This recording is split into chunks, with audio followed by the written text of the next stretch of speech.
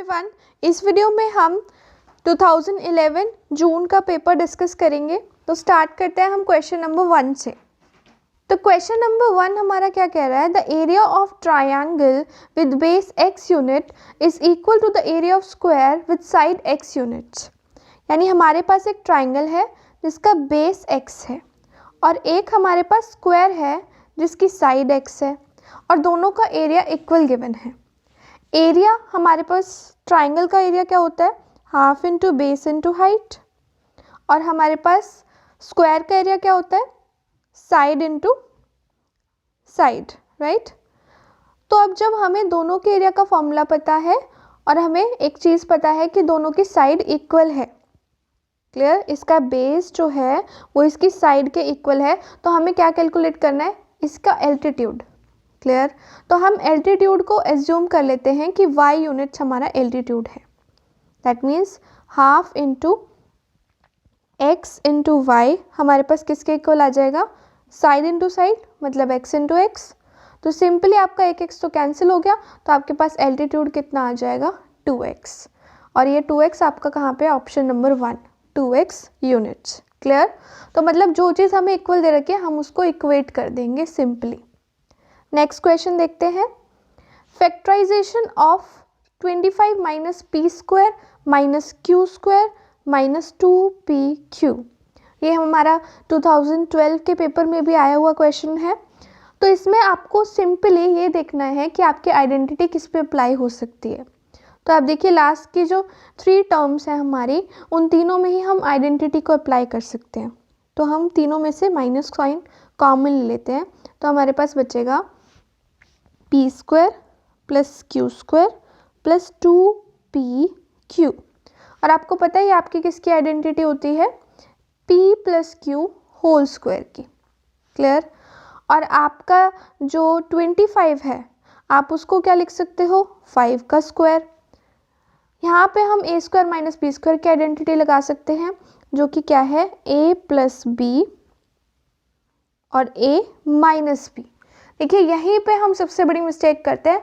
अब देखो a minus B को कई बार इस तरह से लिख देते हैं बाय मिस्टेक, लेकिन याद रखिएगा ये जो माइनस का साइन है ये दोनों के साथ मल्टीप्लाई होगा, तो आपकी टर्म आएगी 5 minus P minus Q, clear. तो ये आपका कौन से ऑप्शन में आ रहा है, ये आपका आ रहा है ऑप्शन नंबर डी पे। तो आपका करेक्ट ऑप्शन क्या होगा, option number D, 5 plus P plus Q into 5 minus P minus Q, clear.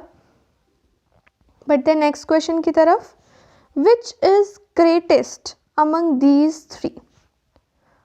इन तीनों में से सबसे बड़ा कौन सा है।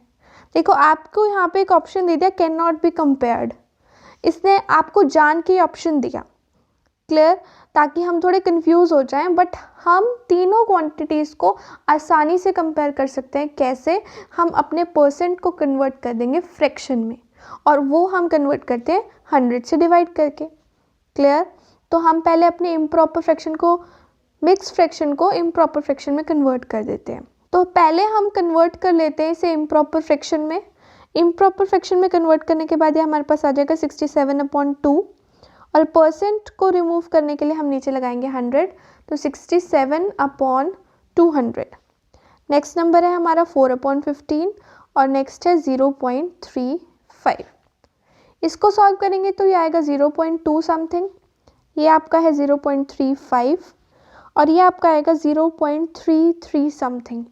तो आप ध्यान से देखें तो आपको पता चल जाएगा आपका सबसे बड़ा नंबर कौन सा है, 0.35, जो कि है आपका ऑप्शन नंबर ए, क्लियर। बढ़ते हैं नेक्स्ट क्वेश्चन की तरफ, a square sheet ABCD when rotated on its diagonal AC, ये आपका डायगोनल है, इसके अराउंड हमने स्क्वायर शीट को रोटेट किया, clear, as its axis of rotation, इसको हमने क्या माना, एक्सिस ऑफ रोटेशन माना, क्लियर। इसके अराउंड जब हम इसे रोटेट करेंगे तो ये वाला कॉर्नर हमारा यहाँ से आके मिल जाएगा, तो हमारे पास कुछ इस तरह की शेप हो जाएगी, ऊपर भी एक कोन और नीचे भी एक कोन, क्लियर। और ये शेप हमारी किसको रिजेंबल करेगी, स्पिंडल को। तो आपका करेक्ट आंसर क्या होगा, 4th ऑप्शन स्पिंडल। क्लियर? ना ही ये सिलेंडर बनेगा, ना ट्रेपीजियम, ना ही कोन, ये हमारी शेप बनेगी स्पिंडल की। Next question, given linear equation 1, 2 and 3, आपके पास 3 लीनियर इक्वेशन है। A learner is not able to solve third equation algebraically. Learner हमारे थर्ड इक्वेशन को एल्जेब्रिकली सॉल्व नहीं कर पा रहा, ग्राफिकली नहीं, एल्जेब्रिकली यानी कैलकुलेशन करके। एल्जेब्रिकली आपको पता है क्या क्या मेथड होते हैं, सब्स्टिट्यूशन, एलिमिनेशन और cross multiplication. The most likely area of difficulty the learner has not understood. यहाँ पे हमसे पूछ रहा है कि इसमें लर्नर को कौन सा टॉपिक या कौन सी चीज़ क्लियर नहीं हुई जो वो थर्ड इक्वेशन को सॉल्व नहीं कर पा रहा। तो ऑप्शंस देखते हैं पहले, उससे पहले हम एक बार इक्वेशन देख लेते हैं। देखिए फर्स्ट जो सेट है हमारा इक्वेशन का, उसके अंदर आप देखो y का कोफिशिएंट सेम है, सेकेंड सेट में भी y का कोफिशिएंट सेम है, लेकिन थर्ड सेट में ना ही आपका x का कोफिशिएंट सेम है और ना ही y का। अब हम अपने ऑप्शंस पढ़ते हैं। The method of solving equation using graph. देखो जब इसने बात एल्जेब्रिकली करी तो ग्राफ तो आया ही नहीं, तो यानी फर्स्ट ऑप्शन तो हमारा ऑटोमेटिकली गलत हो गया। Next option, that both the equation in 3 can be altered by multiplying with suitable numbers. देखो ये बात क्या कह रहा है कि जो हमारी थर्ड इक्वेशन है उसमें हम किसी सूटेबल नंबर से मल्टीप्लाई करके इनकी कोफिशिएंट को सेम बना सकते हैं। यही चीज़ बच्चा नहीं समझ पाया, अगर समझ पाया होता तो उसे थर्ड इक्वेशन को सॉल्व करने में कोई प्रॉब्लम ना आती। क्लियर? अब थर्ड और फोर्थ ऑप्शन को देखते हैं तो वो क्या कह रहे हैं, एक बार वो भी देख लेते हैं। That 2 equation can be added and subtracted to solve them. दोनों इक्वेशन को हम सिंपली ऐड कर सकते हैं, सब्ट्रैक्ट कर सकते हैं सॉल्व करने के लिए। नहीं, ये गलत है, पहले हमें मल्टीप्लाई करना पड़ेगा किसी से। फिर ये कह रहा है that 2 equations can be solve by the method of substitution. देखिए अगर ये फर्स्ट और सेकंड इक्वेशन में हमारे पास इनके कोफिशिएंट सेम ना होते तो हम डी ऑप्शन के साथ जा सकते थे, राइट? बट यहाँ पे जो कोफिशिएंट सेम कर दिए तो हम इसमें कौन से ऑप्शन के साथ जाएंगे, ऑप्शन नंबर बी के साथ। तो सिंपली आपका आंसर क्या होगा, ऑप्शन नंबर बी। क्लियर? बढ़ते हैं नेक्स्ट क्वेश्चन की तरफ। When doing exponents, the work observed in a learner's notebook was as follows. यहाँ पर एक नोटबुक में ये हमें दिखाई दिया कि 4 की पावर 3 इंटू 4 की पावर 2 को उसने 4 की पावर 5 लिख दिया, 6 की पावर 4 इंटू 6 की पावर 4 को 6 की पावर 8 लिख दिया, और 7 की पावर 3 इंटू 3 की पावर 7, ध्यान से देखो 7 की पावर 3 इंटू 3 की पावर 7 को उसने क्या लिख दिया, 21 की power 10। The learner has not understood how to. यहाँ पे बच्चे को क्या चीज़ समझ में नहीं आई, multiply number with same base. देखो सेम बेस थे पहले तो फर्स्ट ऑप्शन में, अगर हम देखें ध्यान से तो यहाँ पे बेस तो सेम थे, उसने उसको करेक्ट मल्टीप्लाई किया पावर को ऐड करके। सेम उसने सेकंड चीज़ में किया, तो यहाँ पे सेम बेस वाले कॉन्सेप्ट तो उसके क्लियर हैं। आगे बढ़ते हैं सेकेंड ऑप्शन की तरफ, multiply number with different bases. Yes, देखो यहाँ पर डिफरेंट बेस थे और इसीलिए उसने मिस्टेक कर दी, इसने बेस को भी मल्टीप्लाई कर दिया। क्लियर? तो हमारी यहाँ पर ही लर्नर की मिस्टेक है, यानी ये चीज़ लर्नर समझ नहीं पाया। आगे हम बढ़ते ही नहीं है क्योंकि हमें अपना आंसर मिल गया है। क्लियर? तो बढ़ते हैं नेक्स्ट क्वेश्चन की तरफ। With an activity on paper folding, a teacher was trying to depict the relationship of area of parallelogram and a triangle. Teacher एक parallelogram और triangle के एरिया के बीच में क्या रिलेशन होता है ये दिखाने की कोशिश कर रही है। तो इनमें से चारों में से कौन सा ट्रांसफॉर्मेशन एक्सप्लेन कर पाएगा इस चीज़ को। देखिए आपको पता है ट्राइंगल और पैरेललोग्राम अगर दोनों सेम बेस के साथ बनाए जाएं तो ट्राइंगल का एरिया पैरेललोग्राम के एरिया का आधा होता है। और आप इन चारों ऑप्शन को अगर ध्यान से देखें तो ट्राइंगल हमारा सिर्फ बी ऑप्शन में नज़र आ रहा है आपको यहाँ पर, राइट? तो इसीलिए हमारा जो ऑप्शन होगा वो बी ऑप्शन होगा, जहाँ पे पैरेललोग्राम और ट्राइंगल दोनों की ही बात आसानी से टीचर समझा पाएगा। Clear? Next question, if A, B and C are 3 natural number in ascending order, then यहाँ आपके पास 4 ऑप्शन है, इनमें से आपको बताना है कौन सी बात सही होगी। इस केस में जब भी आपको कुछ समझ में ना आए तो आप 3 नंबर ले लीजिए अपने आप। मान लीजिए 1 2 3 हमने ले लिए, तीनों नेचुरल नंबर हैं और यहाँ पे क्योंकि इन तीनों के स्क्वायर की बात कर रहा है तो हम तीनों का कर देते हैं स्क्वायर। तो 1 का स्क्वायर आ जाएगा 1, 2 का स्क्वायर 4 और 3 का स्क्वायर 9। तो देखिए फर्स्ट ऑप्शन कह रहा है सी स्क्वायर माइनस ए स्क्वायर बी स्क्वायर से कम होगा। देखिए सी स्क्वायर आपका 9 है, ए स्क्वायर 1 है, 9 माइनस 1 करेंगे आपका 8 आएगा, जो आपका बी स्क्वायर से ज़्यादा है, आपको साफ नज़र आ रहा है। यानी सी स्क्वायर माइनस ए स्क्वायर आपका बी स्क्वायर से क्या होगा, ग्रेटर। और ये ऑप्शन आपको ऑप्शन नंबर सी में मिल रहा है, तो यहाँ पे आपका आंसर आ गया ऑप्शन नंबर सी। बाकी कोई भी इक्वेशन को ये 3 नंबर सेटिस्फाई नहीं कर रहे। तो आप इस तरह से नेचुरल नंबर थे, हमने इसलिए नेचुरल नंबर का एग्जाम्पल ले लिया, तो आपका जो भी सेट होता हम उसमें से कोई भी एग्जाम्पल ढूंढ के चेक कर सकते थे ईजिली। क्लियर? बढ़ते हैं नेक्स्ट क्वेश्चन की तरफ। If a star b is equal to a square plus b square, यहाँ पे स्टार एक ऑपरेटर है जिसको हमने डिफाइन इस तरीके से किया है और ए डॉट बी को डिफाइन करा है इस तरीके से, और हमें वैल्यू ये फाइंड करनी है 5 स्टार 2 डॉट 25। देखिए स्टार का मतलब हम क्या करेंगे, दोनों नंबर्स का स्क्वायर करके उन्हें ऐड, तो सिंपली 5 का स्क्वायर प्लस 2 का स्क्वायर, तो ये तो आपका स्टार सॉल्व हो जाएगा। अब हम इसे सॉल्व करने के बाद अपना डॉट अप्लाई करेंगे। ये आपका है 25 प्लस 4 29 डॉट 25। तो देखिए डॉट किस तरह डिफाइन है, दोनों के स्क्वायर में से, दोनों के स्क्वायर को हमें क्या करना है, सब्ट्रैक्ट 29 स्क्वायर माइनस 25 स्क्वायर। अब देखो आप इसका स्क्वायर करके इसको माइनस नहीं करेंगे, हम यहाँ पे आइडेंटिटी अप्लाई कर देंगे कैलकुलेशन को इजी करने के लिए। ए स्क्वायर माइनस बी स्क्वायर हमारा क्या होता है, ए प्लस बी इंटू ए माइनस बी। तो सिंपली हम इसे अप्लाई करेंगे और हमारा आंसर आ जाएगा। क्लियर?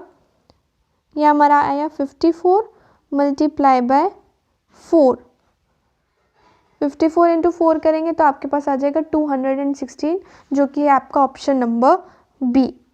क्लियर? बढ़ते हैं नेक्स्ट क्वेश्चन की तरफ। The ratio between the length and perimeter is 1:3। Length और पेरीमीटर की रेशो हमें कितनी दे रखी है, 1:3। और आपको रेशो किसकी फाइंड करनी है, लेंथ और ब्रेथ की। तो आपको पता है कि आपका पेरीमीटर होता है 2 into length plus breadth, rectangle का पेरीमीटर यही होता है। यानी हम पेरीमीटर को रिप्लेस कर सकते हैं उसके फॉर्मूले से। क्लियर?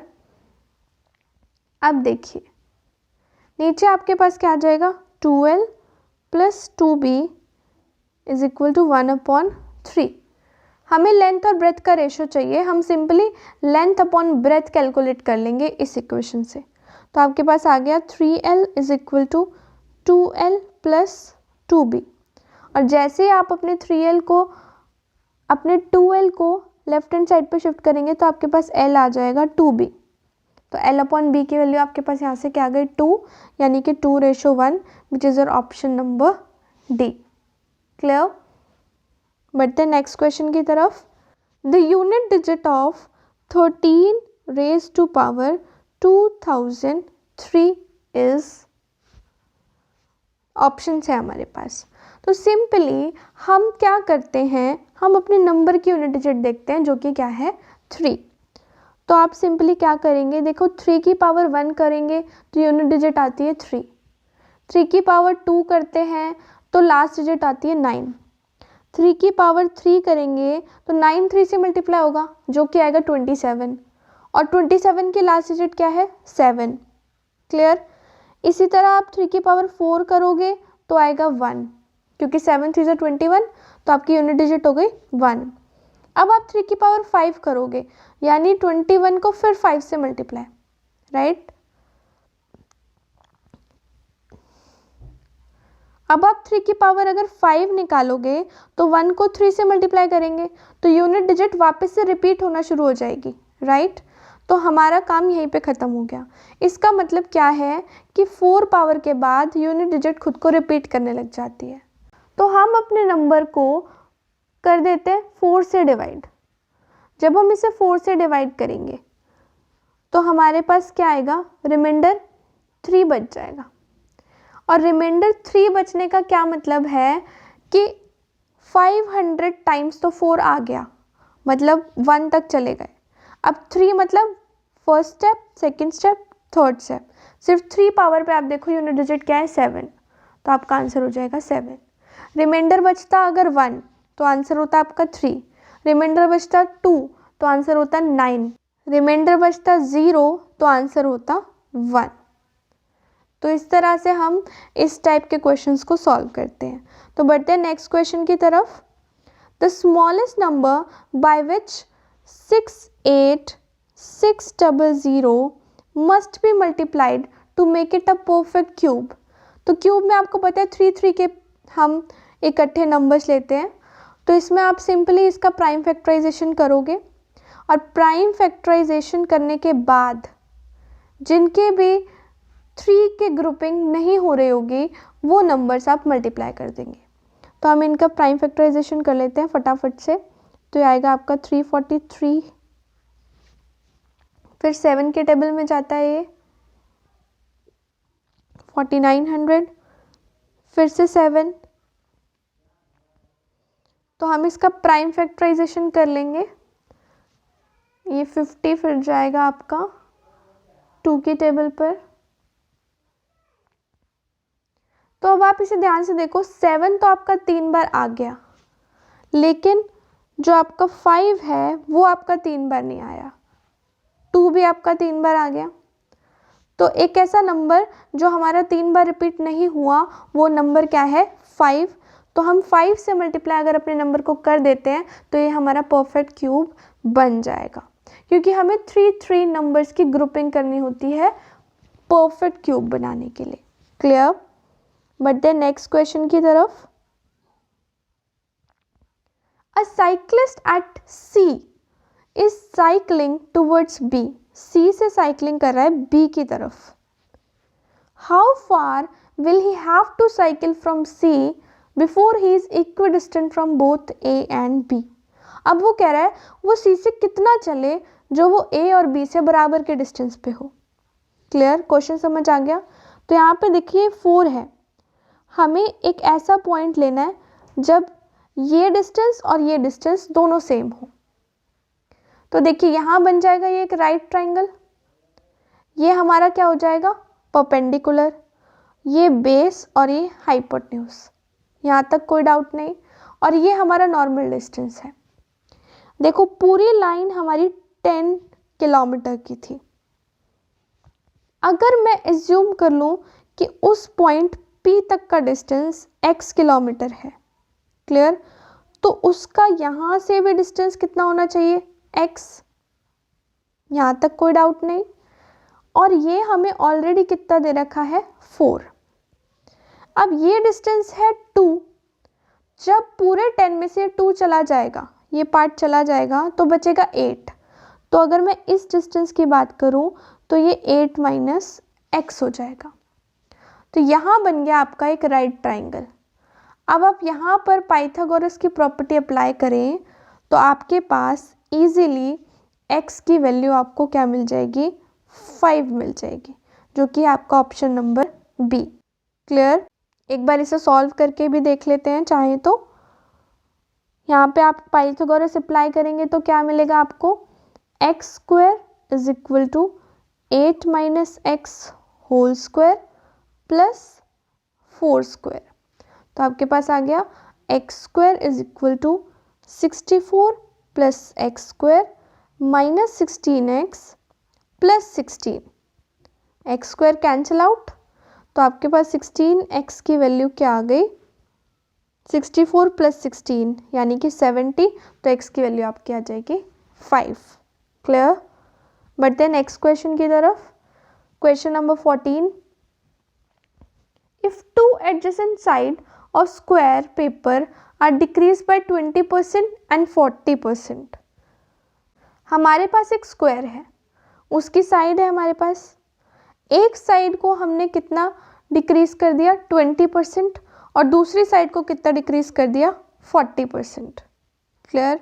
तो इसकी साइड को हम एज्यूम करके कर लेते हैं, फटाफट हो जाएगा।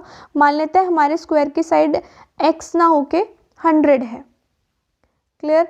तो अगर हमने स्क्वायर की साइड 100 ली तो हमने कितना कितना डिक्रीज किया, इसमें 20% तो ये 80 हो गई और इसमें 40% तो ये कितनी हो गई 60।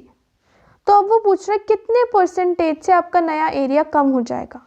तो यहाँ पे आपको एरिया, आपका पुराना एरिया की अगर हम बात करें तो वो 10,000 है और नए एरिया की बात करें तो 4800। तो अगर इनमें डिफरेंस देखें कि कितना कम हुआ तो आप सिंपली इनको माइनस करके इनका डिफरेंस कैलकुलेट कर सकते हो, जो कि आपका कितना होगा 5200। और ओरिजिनल एरिया था आपका 10,000। हमें कैलकुलेट करनी है परसेंटेज, तो परसेंटेज कैलकुलेट करने का सिंपल तरीका है जितना डिक्रीज हुआ अपॉन जितना आपका ओरिजिनल था मल्टीप्लाई बाय 100। तो आप कैंसिल आउट कर सकते हैं ज़ीरोस और आपके पास आंसर आ जाएगा 52%, जो कि आपका ऑप्शन नंबर ए। तो आपको इसमें कुछ लेट करने की ज़रूरत नहीं थी, आपने 100 ले लिया तो आसानी से आपका काम हो गया। बढ़ते नेक्स्ट क्वेश्चन की तरफ। Find the value of this if 547.527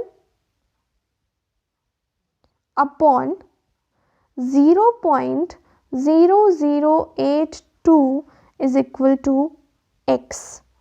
तो देखिए जो हमें फाइंड करना है उसमें एक भी पॉइंट नहीं है, तो हम सिंपली इसके पॉइंट को रिमूव कर देते हैं। पॉइंट रिमूव करेंगे तो पॉइंट के बाद यहाँ 4 डिजिट है तो आपके पास आ जाएगा 10 की पावर 4।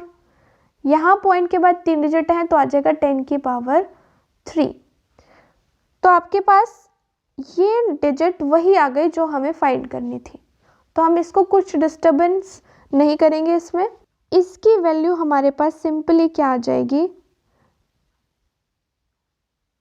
x मल्टीप्लाई बाय, ये हमारे यहाँ पे रेसिप्रोकल हो जाएगा, तो हमारे पास आंसर क्या बचेगा x अपॉन 10, जो कि आपका है ऑप्शन नंबर सी। बढ़ते हैं नेक्स्ट क्वेश्चन की तरफ। Ratio of side and height of an equilateral triangle. हमारे पास एक इक्विलेटरल ट्राइंगल है यानी जिसकी सारी साइड्स बराबर हो, हमें उसकी साइड और उसकी हाइट का रेशो निकालना है। तो देखिए जब मैं हाइट की बात कर रही हूँ तो मुझे ये आधा डिस्टेंस चाहिए, तो मैं साइड को 2a एज्यूम कर लेती हूँ और कंप्लीट साइड अगर 2 है तो उसका हाफ a हो जाएगी। तो अब आप परपेंडिकुलर को इजीली फाइंड कर सकते हैं पाइथागोरस से। तो आपका परपेंडिकुलर कितना आ जाएगा, हाइपोटेन्यूज का स्क्वायर माइनस बेस का स्क्वायर, क्योंकि ये बन गया है आपका राइट ट्राइंगल। तो ये आपका आ गया 4a square minus a square यानी 3a स्क्वायर। तो परपेंडिकुलर की लेंथ आपके पास कितनी आ गई √3a। और हमें रेशो निकालनी थी साइड और हाइट की, तो साइड हमारे पास थी 2a और हाइट हमारे पास क्या आई √3a। a से a आपका हो गया कैंसिल और आपकी रेशो आ गई 2/√3 यानी कि ऑप्शन नंबर 1। क्लियर। बढ़ते नेक्स्ट क्वेश्चन की तरफ। In the given figure PS is equal to SQ is equal to SR। ये आपका ट्राइंगल है, ये P पॉइंट है, ये S पॉइंट है, ये R और ये Q। ये जो PS लेंथ है ये आपकी SR के बराबर है और SR और SQ भी बराबर है। देखो दो साइड बराबर होती है तो ये दोनों एंगल भी बराबर हो जाते हैं, हमें पता है। और ये हमें कितना दे रखा है 54, तो आपका ये वाला एंगल भी कितना हो गया 54 डिग्री, ये ऑलरेडी 54 था। क्लियर। अब देखिए ये दोनों साइड भी बराबर हैं तो ये दोनों एंगल भी बराबर होंगे, इसको हम x मान लेते हैं तो ये भी हमारा कितना हो जाएगा x। क्लियर? तो आपको पता है ये पूरा एक बन रहा है ट्राइंगल, और ट्राइंगल में सभी एंगल को प्लस करके हमें क्या मिलता है? 180 डिग्री, राइट? तो हम इसी प्रॉपर्टी को अप्लाई करेंगे, और प्रॉपर्टी को अप्लाई करने के बाद हमारे पास क्या मिलेगा? हमें 54 प्लस 54, ये हमारे ये दोनों एंगल थे, और यहाँ पे हमारा x और x था, plus x is equal to 180 degree.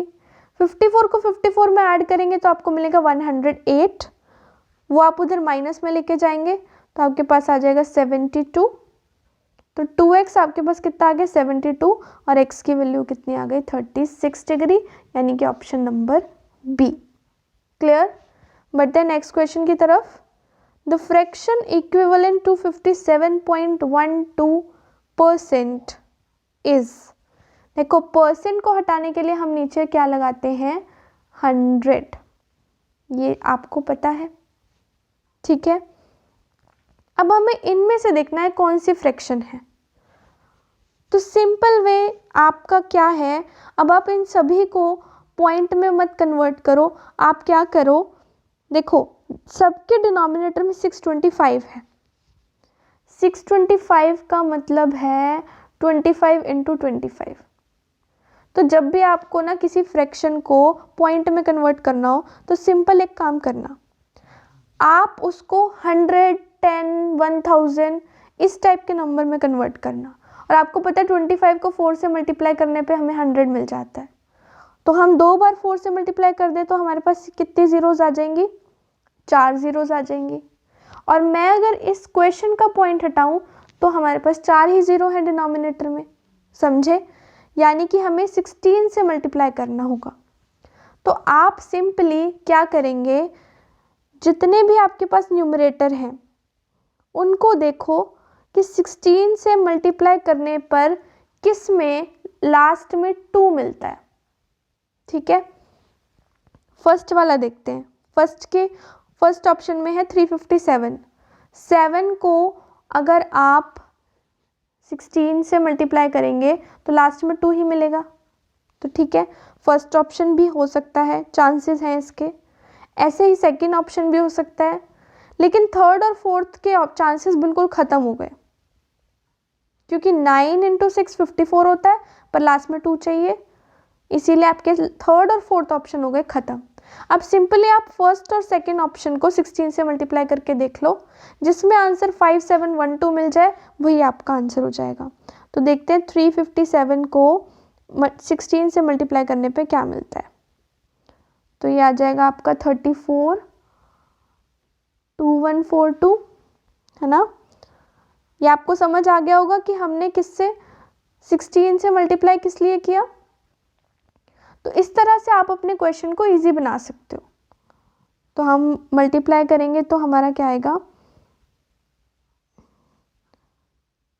2175, यानी 5712 आ गया। तो आपका ऑप्शन नंबर 1 जो होगा वही करेक्ट आंसर हो जाएगा। तो यहाँ पे हमें पूरा सॉल्व करने की ज़रूरत नहीं थी, तो हमें सिर्फ क्या करना पड़ा, अपने डिनोमिनेटर को हमने क्या बनाया, ज़ीरोज़ में कन्वर्ट किया, ताकि हम इजीली अपनी कैलकुलेशन को कर सकें। क्लियर? बढ़ते हैं नेक्स्ट क्वेश्चन की तरफ।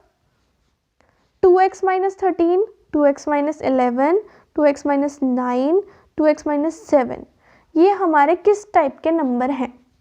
तो जब भी ऐसा क्वेश्चन आया x की जगह कोई भी वैल्यू डाल दो, तो हम x की जगह डाल देते हैं 1। तो आपका पहला नंबर बन जाएगा 2 इंटू 1 माइनस 13, यानी कि -11। दूसरा नंबर आपका क्या बन जाएगा, -9, फिर बनेगा आपका -7, नेक्स्ट बन रहा है आपका -5। तो देखिए ये किस टाइप के नंबर है, ऑड नंबर है, यस ये सभी ऑड नंबर है। नेचुरल तो नहीं है क्योंकि नेगेटिव है, प्राइम भी नहीं है क्योंकि 9 3 के टेबल में आता है, और इवन भी नहीं है क्योंकि ये सारे नंबर कैसे नंबर हैं, ऑड है। ठीक है ना? तो हमारा फर्स्ट ऑप्शन हो गया। बढ़ते हैं नेक्स्ट क्वेश्चन की तरफ। When recast the radius of an iron rod is made 1/4, देखिए हमारे पास एक रॉड थी, उसको हमने रिकास्ट किया, तो इसका जो रेडियस था जितना भी पहले था उसका हमने 1/4 कर दिया। 1/4 का मतलब समझते हैं, अगर पहले 4 यूनिट रेडियस था तो अब 1 यूनिट कर दिया। क्लियर? यानी अगर पहले r था तो अब 1/4 टाइम्स ऑफ r हो गया है। लेकिन उसकी वॉल्यूम पे कोई भी फर्क नहीं पड़ा। वॉल्यूम पे फर्क नहीं पड़ा तो हाइट बड़ी होगी, हाइट इंक्रीज हुई होगी, तो हमें उसकी न्यू हाइट निकालनी है पुरानी हाइट के टर्म्स में। इसकी ओल्ड हाइट ले लेते हैं h और न्यू हाइट ले लेते हैं h डैश। क्योंकि हमारी वॉल्यूम सेम रही तो हम अप्लाई करेंगे फॉर्मूला वॉल्यूम का, pi r square h is equal to pi, अब आपका रेडियस कितना है 1/4 times of r square into h dash. देखिए पाई से पाई तो क्लियरली कैंसिल हो गया, यहाँ बचा आपके पास r स्क्वायर h और यहाँ बचा r square upon 16h, r square भी कैंसिल, तो आपके पास h डैश कितना आ गया 16 इंटू h, यानी 16 टाइम्स हो जाएगी आपकी हाइट। क्लियर? बढ़ते हैं नेक्स्ट क्वेश्चन की तरफ। √2 प्लस √3 प्लस √2 माइनस √3 की वैल्यू फाइंड करनी है। तो देखिए जब भी आपके पास ऐसा क्वेश्चन आता है तो आप इसको सॉल्व तो कर नहीं पाएंगे, तो आप क्या कीजिए, इसको किसी x के इक्वल मान लीजिए, ठीक है। और रूट हटाने का सबसे आसान तरीका होता है स्क्वायर करना, तो हम कर देंगे स्क्वायरिंग बोथ साइड।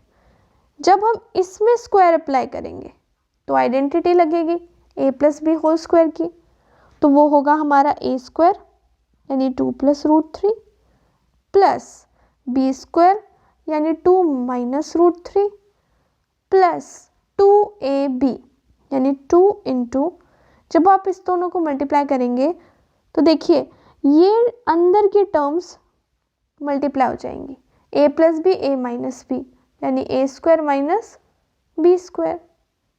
तो अब आपका जो रूट नज़र आ रहा था वो हो गया ख़त्म, इजीली सॉल्व कर सकते हो अब आप।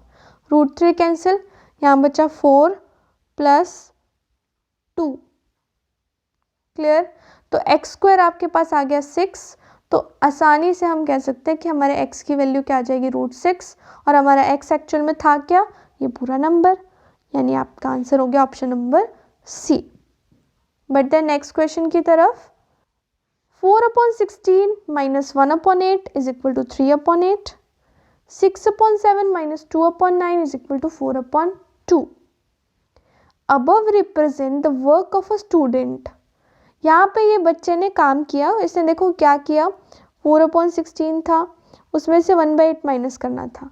एक्चुअल में तो एलसीएम लेके माइनस किया जाता है, पर इससे न्यूमरेटर में से कर दिया न्यूमरेटर को माइनस, डिनोमिनेटर से में कर दिया डिनोमिनेटर को माइनस। अगर ये एरर को कंटिन्यू रखा जाए तो इसका आंसर क्या होगा, 5/11 माइनस 2/7। तो देखिए 5 माइनस 2 आपका आ गया 3 और 11 माइनस 7 आपका आ गया 4, तो आंसर क्या हो जाएगा 3/4। तो यहाँ पे हमें सही आंसर नहीं पूछा, यहाँ पे इसने क्या पूछा, अगर यही मिस्टेक रिपीट होती रही तो स्टूडेंट का आंसर क्या होगा। क्लियर? बढ़ते हैं नेक्स्ट क्वेश्चन की तरफ। A rectangle is divided horizontally into 2 equal parts. एक रेक्टेंगल को हमने पहले 2 पार्ट में डिवाइड किया। देखिए 2 पार्ट में डिवाइड किया तो पहले हम इसी 2 पार्ट की फ्रैक्शन देख लेते हैं, ये हो गई 1/2 और ये हो गई 1/2। Upper part is further divided into 3 equal parts. इसको हमने फिर से 3 इक्वल पार्ट में डिवाइड किया, तो इसका एक पार्ट कितना हो जाएगा 1/3, और इसको हमने 4 पार्ट में डिवाइड किया तो इसका एक पार्ट कितना हो जाएगा 1/4। अब इसने पूछा विच fraction of the original rectangle is shaded. तो देखो यहाँ पे 2 पार्ट शेडेड हैं, तो हम इसे कर देंगे 2 से मल्टीप्लाई, और यहाँ पे भी 2 शेडेड हैं तो इसे भी किससे मल्टीप्लाई कर देंगे 2 से। तो ये आपका आंसर आ गया 1/3 और ये आपका आ गया 1/4। लेकिन इसने क्या पूछा, इसने टोटल पूछा तो 1/3 + 1/4 जो कि आपका क्या हो जाएगा 7/12, ऑप्शन नंबर बी। तो ये हुए आपके 2011 के क्वेश्चंस। नेक्स्ट वीडियो में हम फर्दर ईयर्स के क्वेश्चन को सॉल्व करेंगे। तब तक के लिए वीडियोस को देखते रहिए और सब्सक्राइब करना ना भूलें और आगे भी शेयर करें ताकि और बच्चों को भी बेनिफिट मिल सके। तो इस वीडियो को अपने फ्रेंड्स के साथ शेयर करना ना भूलें और लाइक कीजिए और नए हैं तो चैनल को सब्सक्राइब कीजिए ताकि नोटिफिकेशन आपके पास आपको मिलती रहे।